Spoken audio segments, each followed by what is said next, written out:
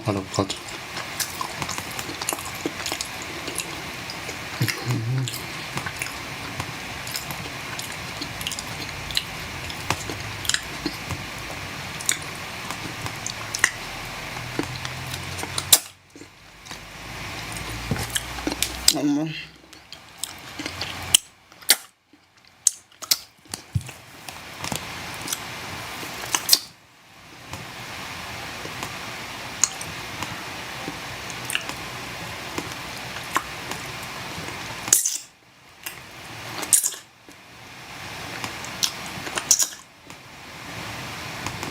Just like as I have covenanted.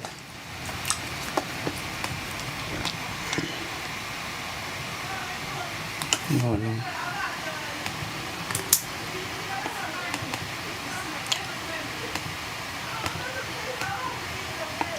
This camera is working, but this other camera is not working. I don't know what's going on.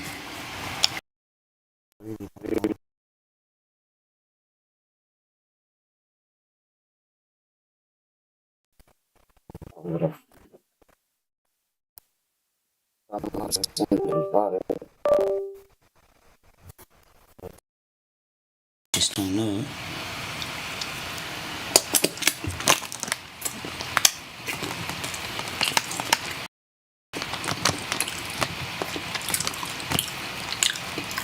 How it's working.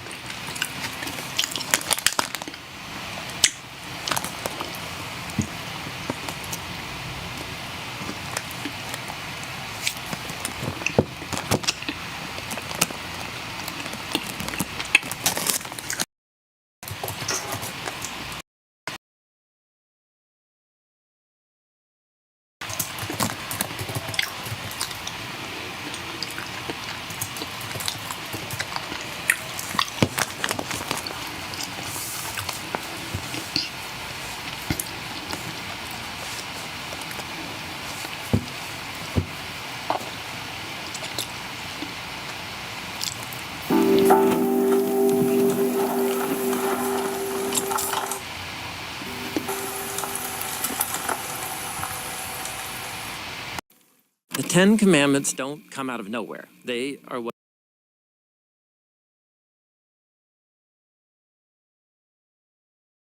God says to Israel after he rescues them out of Egypt,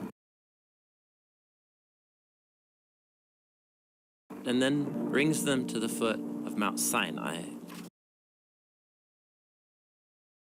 And God's offer is this: listen to my voice and keep my covenant. Okay. The terms of this covenant are gonna set you apart. So you'll be a holy nation set apart. You'll be a priestly kingdom, and then my representatives to the nations. So that's God's offer, and the Ten Commandments are the first of these terms of the covenant. And they begin this way. Exodus 20, verse 2. I am Yahweh, your Elohim, who brought you out of the land of Egypt, out of the house of slavery.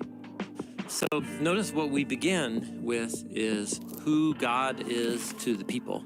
This is a family whose fundamental identity is we used to be slaves. Mm-hmm. So we are a liberated people. Yahweh is our liberator, which means that one way to think about the Ten Commandments is it's like a freedom ethic. It's the ethic of the free. How to live as a free people. Yeah. Also, this thing of I am Yahweh, your Elohim. I'm yours. There's a phrase that's going to get repeated throughout Exodus, Leviticus, Deuteronomy, and the prophets. This phrase where God will say, I will be your God and you will be my people. And this is really similar to the well-known phrase from the Song of Songs. I am my beloved's and my beloved is mine. Mm-hmm. This is covenant language. Okay. So there's no command here. The first words of the Ten Commandments are not a command. Mm-hmm. They're just a statement. So, with that in mind, let's now hear the first actual command of the 10 words. There will not be for you any other Elohim before me. Now, that little phrase, before me, all Panay or all Panai, is a very common prepositional phrase, is the grammar term, to refer to something being in a physical location, like right in front of you. Okay. Most literally means in front of my face. But this phrase also can mean against the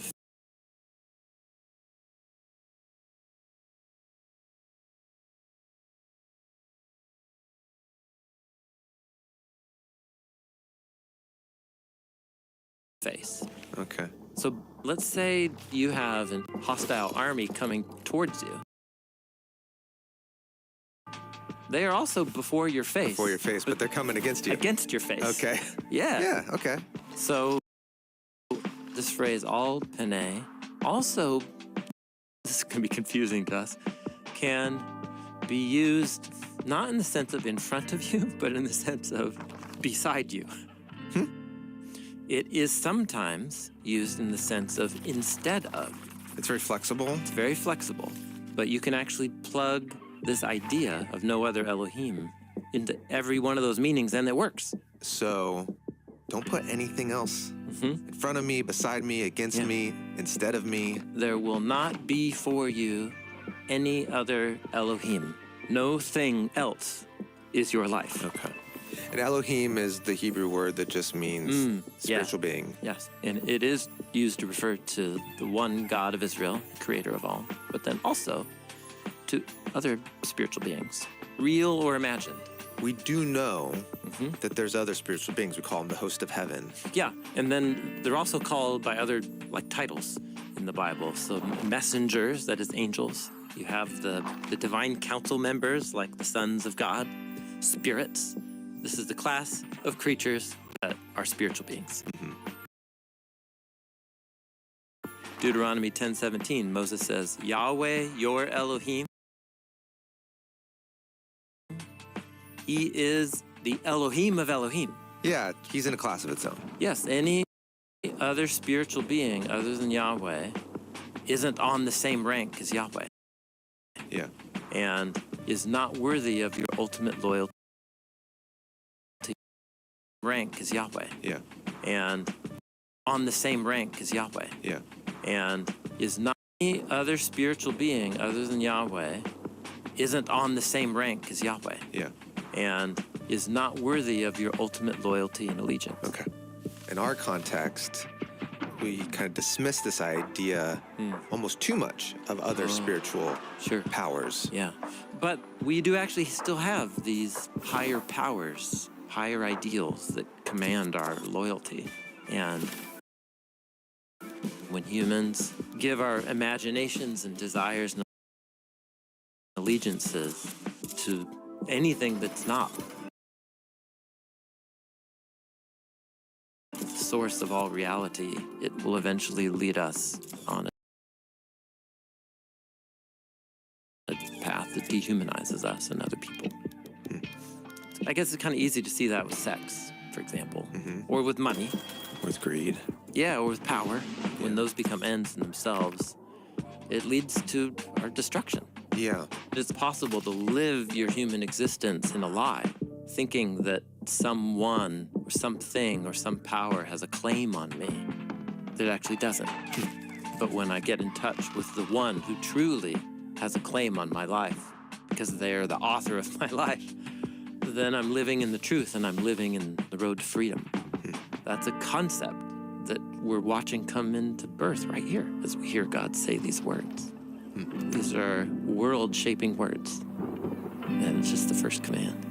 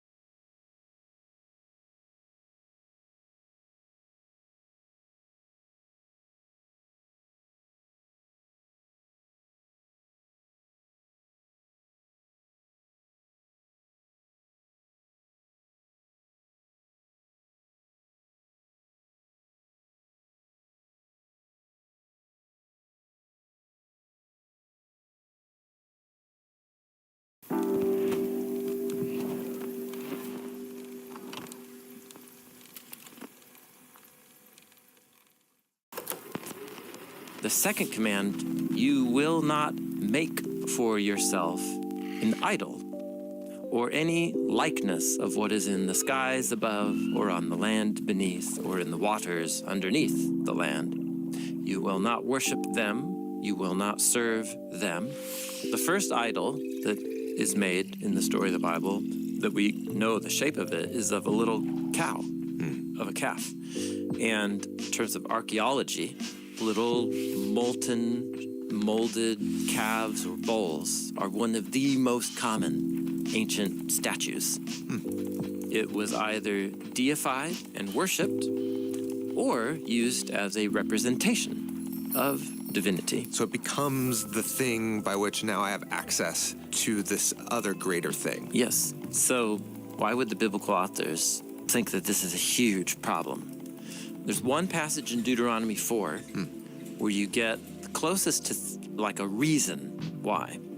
And it's Moses retelling the story of what happened at Mount Sinai when Israel heard God speak the 10 Commandments.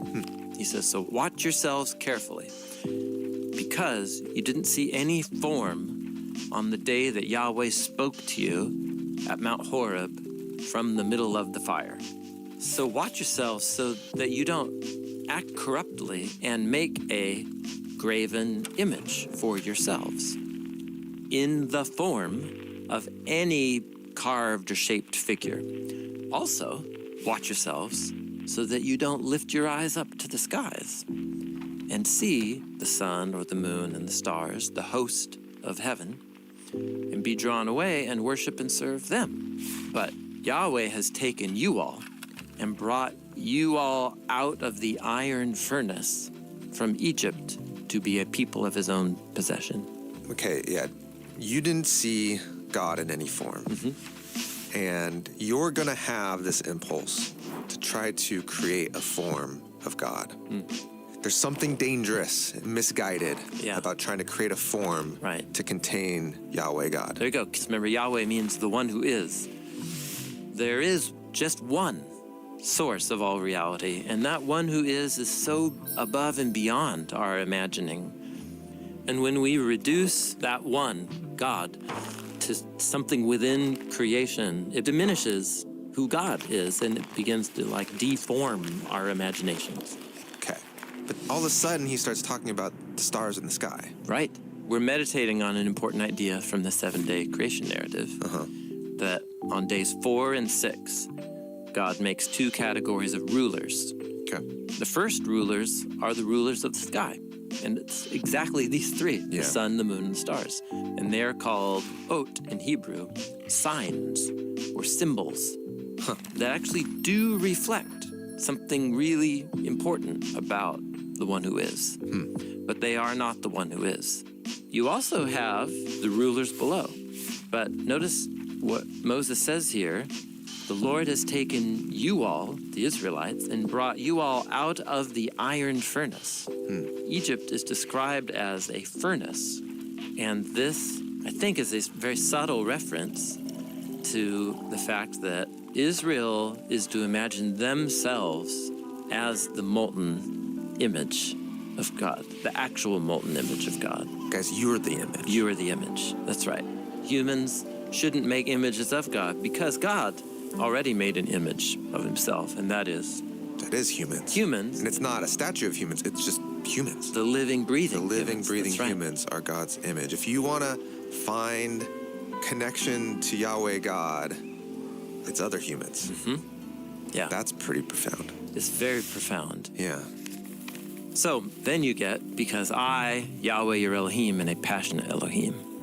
What God means is, I am passionate for the well-being of my creation. And anything that harms or reduces it, Yahweh's on a mission to get rid of that. Visiting the iniquity of the fathers on the children to the 3s and the 4s for those who hate me, but showing loyal love to thousands for those who love me and keep my commands. What it means in essence is that God will allow people to make their bed and sleep in it over the course of many generations. But for those who love God and keep his commands, there will be a reciprocity of infinite generations, thousands of generations, which is basically saying Uncountable. uncountable. Like loyal love from God that's reciprocated by love from humans and honoring God's commands. Now we're talking about what creation is all about. So put it all together. Okay. Every human, male or female, rich or poor, slave or free, every human is an image of God, the unique vehicle of the way. Divine goodness is present in our world. So don't make an image, be a faithful image of God.